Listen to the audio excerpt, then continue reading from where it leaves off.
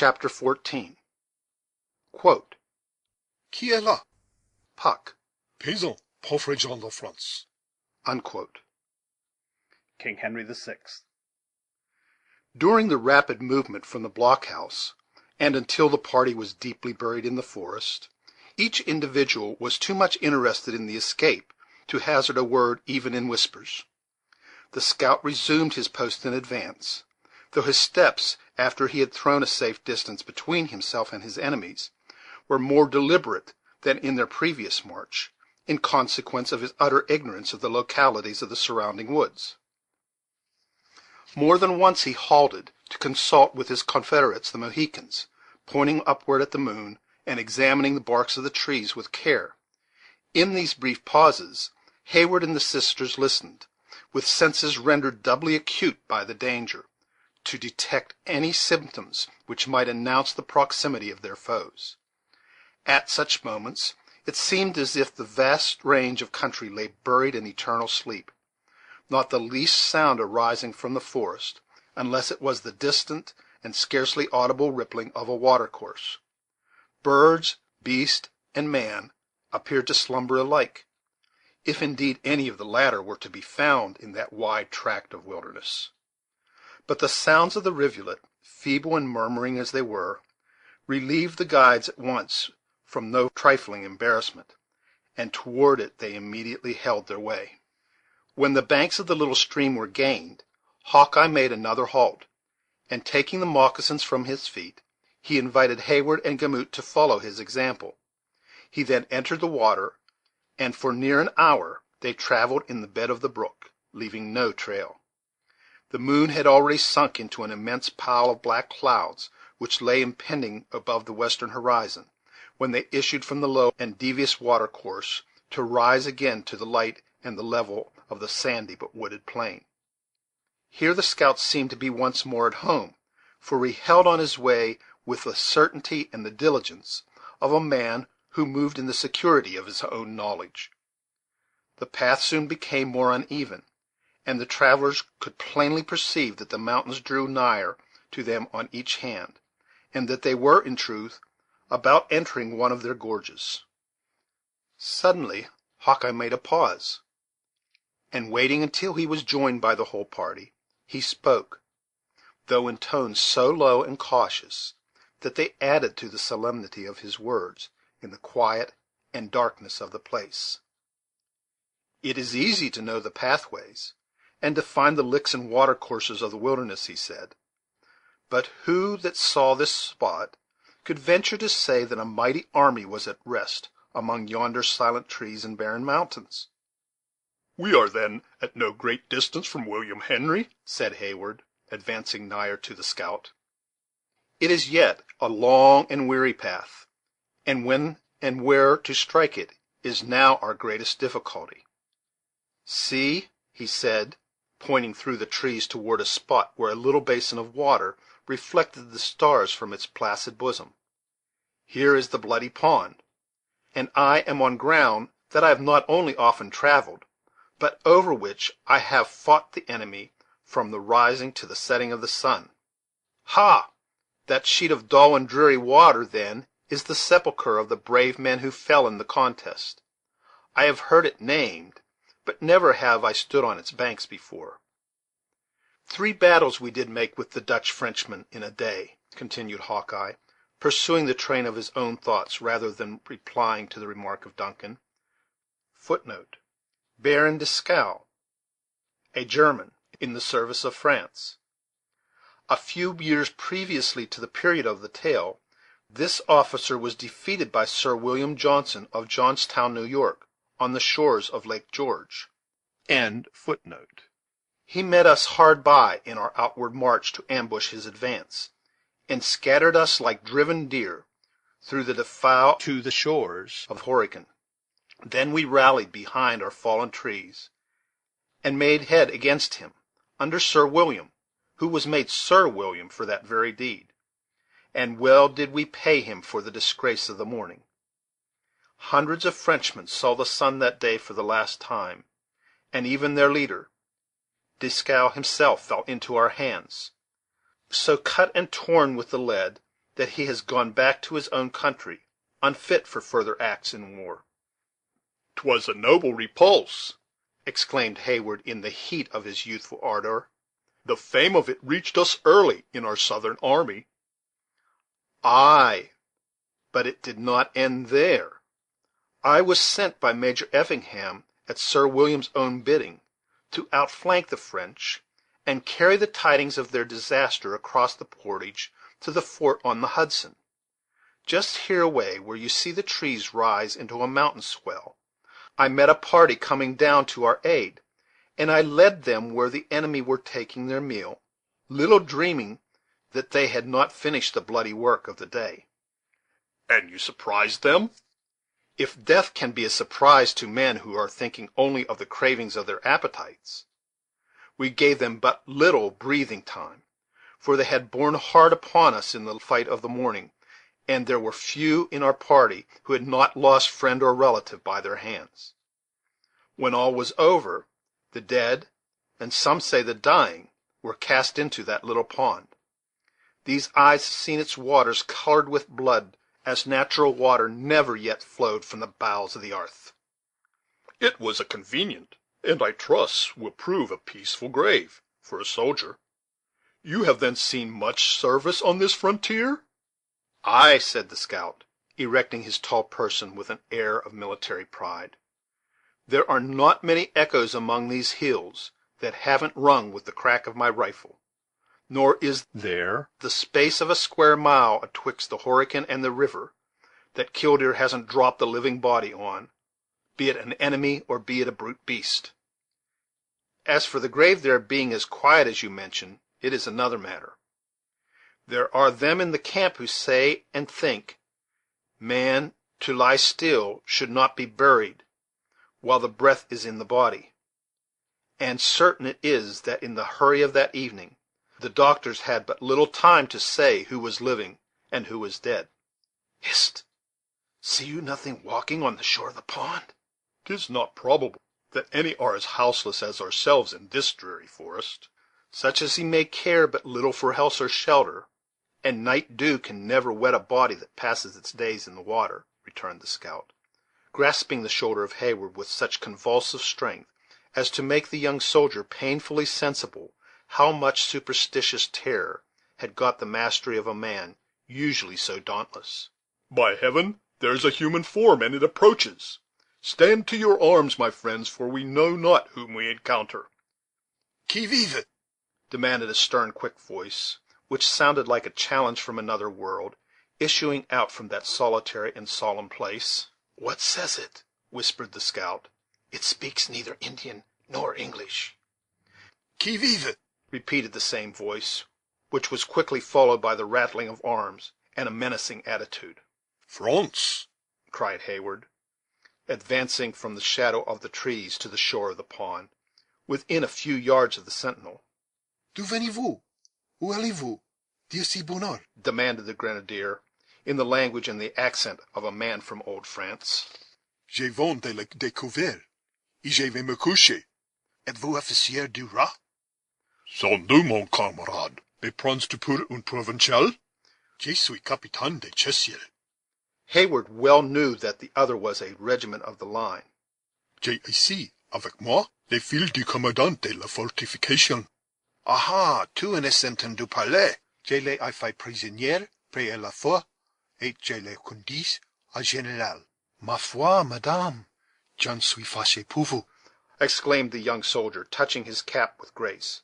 "Mais fortune de guerre, vous trouverez notre général un brave homme et bien poli avec la dame." "C'est le caractère des gens de guerre," said Cora, with admirable self-possession. "Adieu, mon ami." Je vous souhaiterais un devoir plus agréable à remplir."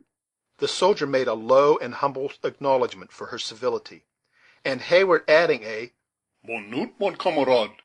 they moved deliberately forward, leaving the sentinel pacing the banks of the silent pond, little suspecting an enemy of so much effrontery, and humming to himself those words which were recalled to his mind by the sight of women, and perhaps by recollections of his own distant and beautiful friends.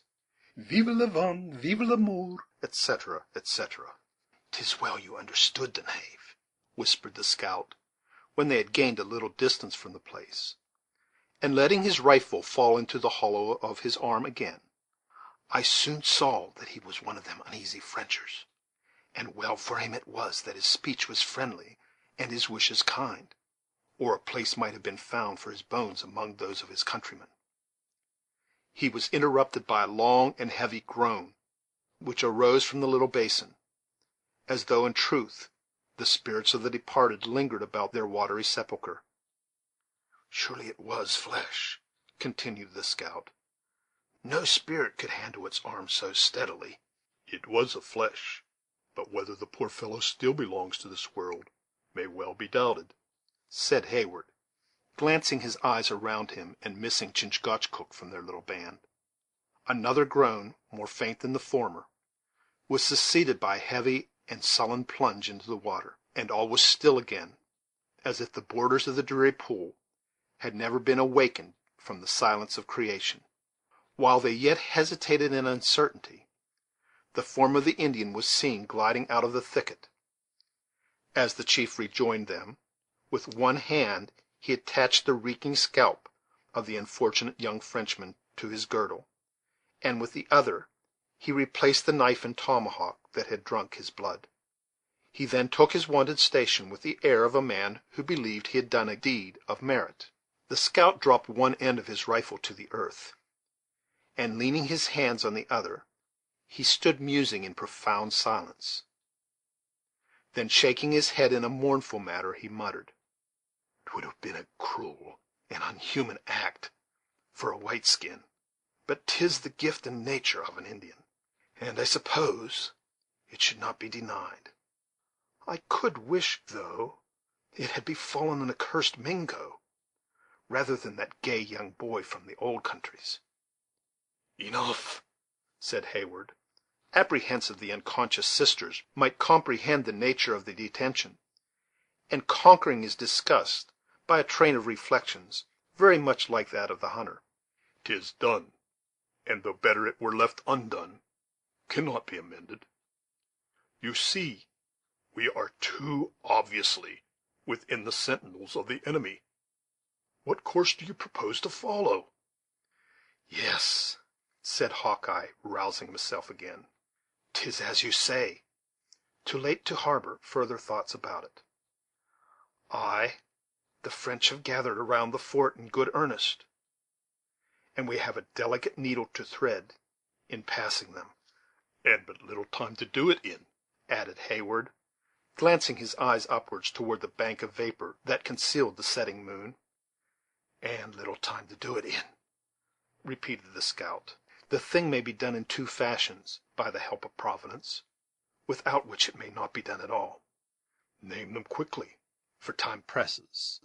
"One would be to dismount the gentle ones, and let their beasts range the plain. By sending the Mohicans in front, we might then cut a lane through their sentries, and enter the fort over the dead bodies." "It will not do, it will not do," interrupted the generous Heyward. "A soldier might force his way in this manner, but never with such a convoy." "'Twould be indeed a bloody path for such tender feet to wade in," returned the equally reluctant scout; "but I thought it befitting my manhood to name it. We must, then, turn in our trail and get without the line of their lookouts, when we will bend short to the west and enter the mountains, where I can hide you so that the devil's hounds in Montcalm's pay will be thrown off the scent for months to come." "Let it be done, and that instantly." Further words were unnecessary, for Hawkeye, merely uttering the mandate to "follow," moved along the route by which they had just entered their present critical and even dangerous situation. Their progress, like their late dialogue, was guarded, and without noise, for none knew at what moment a passing patrol, or a crouching picket of the enemy, might rise upon their path. As they held their silent way along the margin of the pond, again Heyward and the scout stole furtive glances at its appalling dreariness. They looked in vain for the form they had so recently seen stalking along in silent shores, while a low and regular wash of the little waves, by announcing that the waters were not yet subsided, furnished a frightful memorial of the deed of blood they had just witnessed. Like all that passing and gloomy scene, the low basin, however, quickly melted in the darkness, and became blended with the mass of black objects in the rear of the travellers. Hawkeye soon deviated from the line of their retreat, and striking off towards the mountains which formed the western boundary of the narrow plain, he led his followers with swift steps deep within the shadows that were cast from their high and broken summits. The route was now painful, lying over ground ragged with rocks, and intersected with ravines, and their progress proportionately slow. Bleak and black hills lay on every side of them, compensating in some degree for the additional toil of the march by the sense of security they imparted. At length the party began slowly to rise a steep and rugged ascent, by a path that curiously wound among rocks and trees, avoiding the one and supported by the other, in a manner that showed it had been devised by men long practised in the arts of the wilderness. As they gradually rose from the level of the valleys, the thick darkness which usually precedes the approach of day began to disperse, and objects were seen in the plain and palpable colors with which they had been gifted by nature.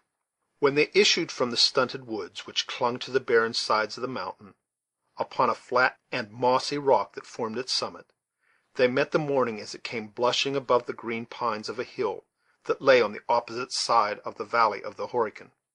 The scout now told the sisters to dismount, and taking the bridles from the mouths and the saddles off the backs of the jaded beasts, he turned them loose, to glean a scanty subsistence among the shrubs and meager herbage of that elevated region. "Go," he said, "and seek your food where nature gives it to you, and beware that you become not food to ravenous wolves yourselves among these hills." "Have we no further need of them?" demanded Heyward. "See and judge with your own eyes," said the scout, advancing toward the eastern brow of the mountain, whither he beckoned for the whole party to follow. "If it was as easy to look into the heart of man as it is to spy out the nakedness of Montcalm's camp from this spot, hypocrites would grow scarce, and the cunning of a Mingo might prove a losing game compared to the honesty of a Delaware." When the travellers reached the verge of the precipices, they saw at a glance the truth of the scout's declaration, and the admirable foresight with which he had led them to their commanding station. The mountain on which they stood, elevated perhaps 1,000 feet in the air, was a high cone that rose a little in advance of that range which stretches for miles along the western shores of the lake, until, meeting its sisters miles beyond the water, it ran off toward the Canadas in confused and broken masses of rock, thinly sprinkled with evergreens.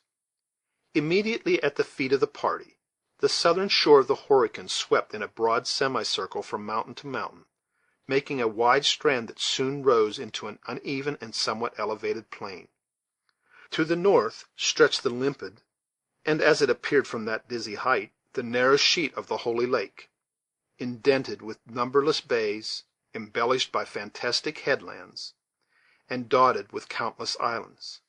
At the distance of a few leagues, the bed of the water became lost among mountains, or was wrapped in the masses of vapor that came slowly rolling along their bosom before a light morning air. But a narrow opening between the crest of the hills pointed out the passage by which they found their way still further north, to spread their pure and ample sheets again, before pouring out their tribute into the distant Champlain. To the south stretched the defile, or rather broken plain, so often mentioned. For several miles in this direction the mountains appeared reluctant to yield their dominion, but within reach of the eye they diverged, and finally melted into the level and sandy lands, across which we have accompanied our adventurers in their double journey. Along both ranges of hills which bounded the opposite sides of the lake and valley, clouds of light vapor were rising in spiral wreaths from the uninhabited woods, looking like the smoke of hidden cottages, or rolled lazily down the declivities to mingle with the fogs of the lower land. A single solitary snow-white cloud floated above the valley, and marked the spot beneath which lay the silent pool of the Bloody Pond. Directly on the shore of the lake, and nearer to its western than its eastern margin, lay the extensive earthen ramparts and low buildings of William Henry.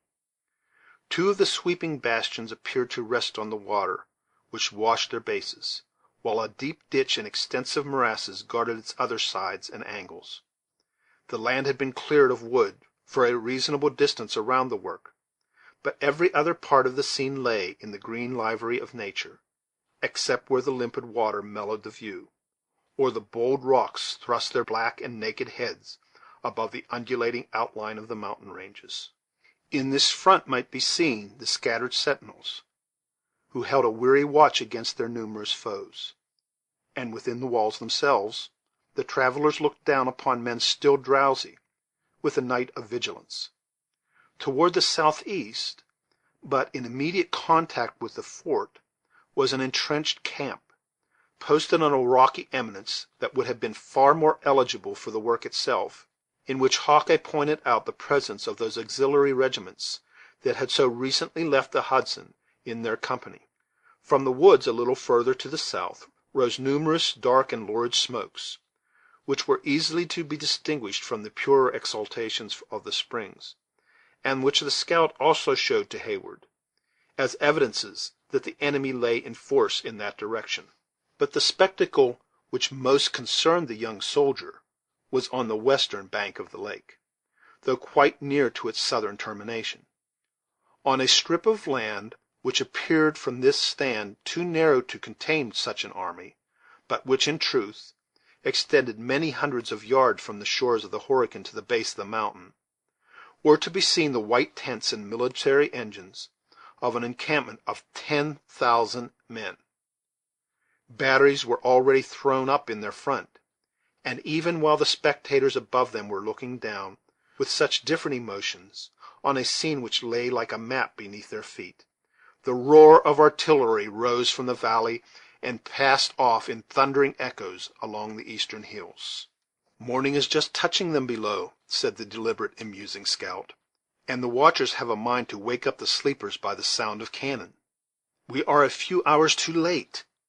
Montcalm has already filled the woods with his accursed Iroquois." "The place is indeed invested," returned Duncan; "but is there no expedient by which we may enter? Capture in the works would be far preferable to falling again into the hands of roving Indians." "See!" exclaimed the scout, unconsciously directing the attention of Cora to the quarters of her own father, "how that shot has made the stones fly from the side of the commandant's house. Ay, these Frenchers will pull it to pieces faster than it was put together, solid and thick though it be." "Heyward, I sicken at the sight of danger that I cannot share," said the undaunted but anxious daughter. "Let us go to Montcalm and demand admission. He dare not deny a child the boon." "You would scarce find the tent of the Frenchman with the hair on your head," said the blunt scout. "If I had but one of the 1,000 boats which lie along that shore, it might be done. Ha! here will soon be an end of the firing, for yonder comes a fog that will turn day to night, and make an Indian arrow more dangerous than a molded cannon. Now, if you are equal to the work and will follow, I will make a push, for I long to get down into the camp, if it be only to scatter some Mingo dogs that I see lurking in the skirts of yonder thicket of birch." "We are equal," said Cora firmly. "On such an errand we will follow to any danger." The scout turned to her with a smile of honest and cordial approbation, as he answered: "I would I had 1,000 men of brawny limbs and quick eyes, that feared death as little as you. I'd send them jabbering Frenchers back into their den again, afore the week was ended, howling like so many fettered hounds or hungry wolves. But, sir," he added, turning from her to the rest of the party, "the fog comes rolling down so fast, we shall have but just the time to meet it on the plain, and use it as a cover.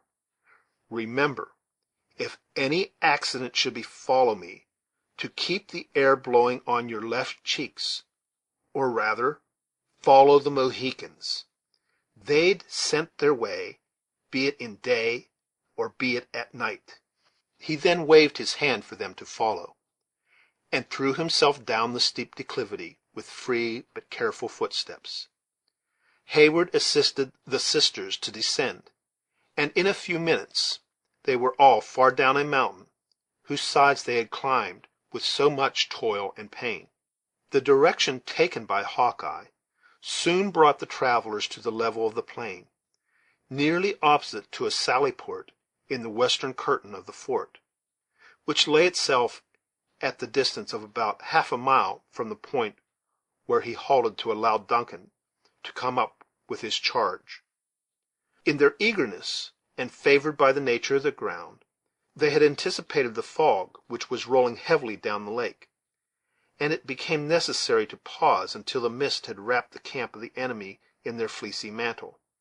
The Mohicans profited by the delay to steal out of the woods, and to make a survey of surrounding objects.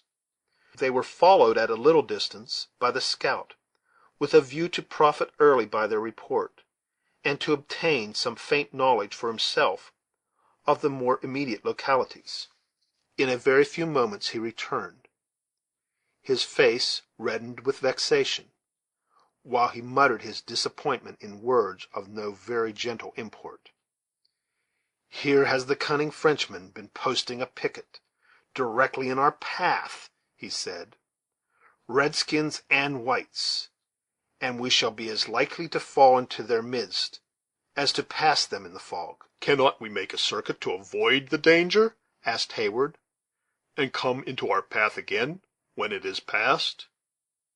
"Who that once bends from the line of his march in a fog can tell when or how to find it again? The mists of Horican are not like the curls of a peace pipe, or the smoke which settles above a mosquito fire."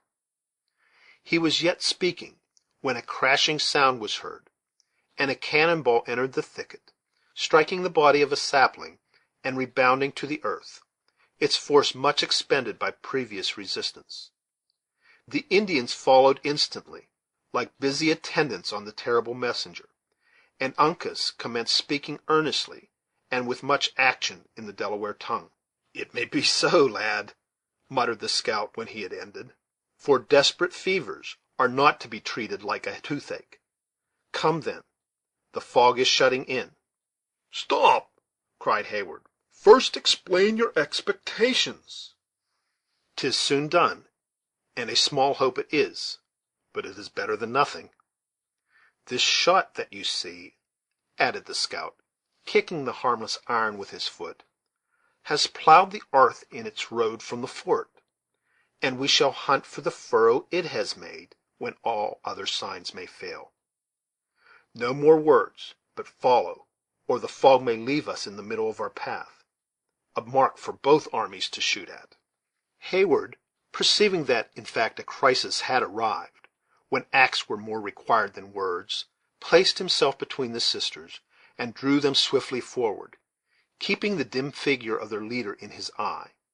It was soon apparent that Hawkeye had not magnified the power of the fog, for before they had proceeded 20 yards, it was difficult for the different individuals of the party to distinguish each other in the vapor.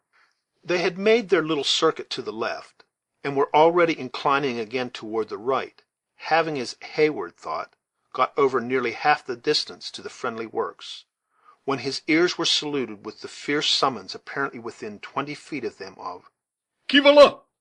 "Push on," whispered the scout, once more bending to the left.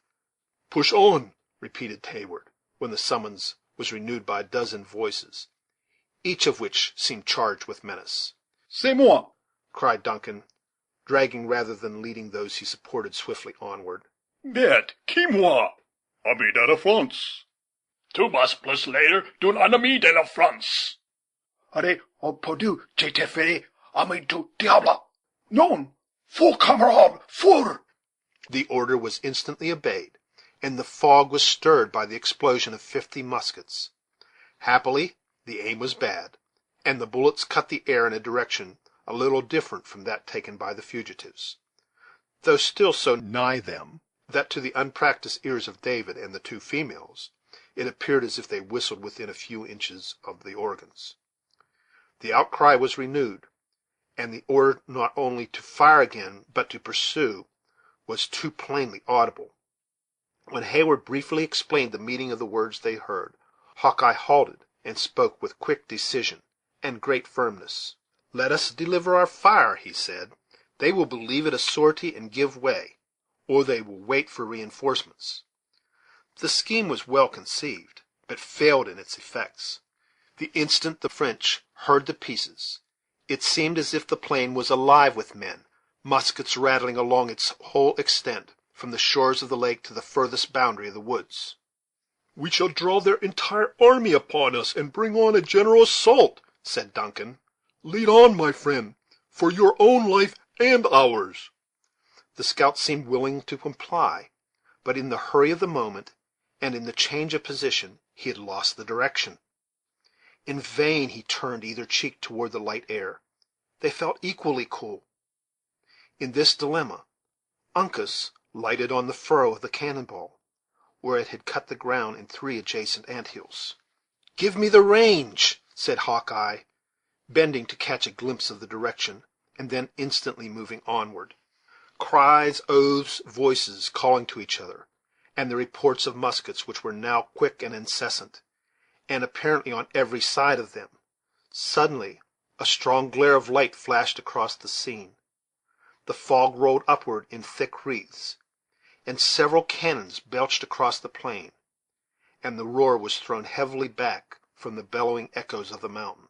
"'Tis from the fort!" exclaimed Hawkeye, turning short on his tracks, "and we, like stricken fools, were rushing to the woods under the very knives of the Maquas." The instant their mistake was rectified, the whole party retraced the error with the utmost diligence. Duncan willingly relinquished the support of Cora to the arm of Uncas, and Cora as readily accepted the welcome assistance. Men, hot and angry in pursuit, were evidently on their footsteps, and each instant threatened their capture, if not their destruction. Cried an eager pursuer, who seemed to direct the operations of the enemy. "Stand firm, and be ready, my gallant 60th," suddenly exclaimed the voice above them. "Wait to see the enemy. Fire low, and sweep the glacis." "Father, father!" exclaimed a piercing cry from out the mist. "It is I, Alice, thine own Elsie. Spare, oh, save your daughters!" "Hold!" shouted the former speaker in the awful tones of paternal agony, the sound reaching even to the woods, and rolling back in solemn echo. "'Tis she! God has restored me to my children.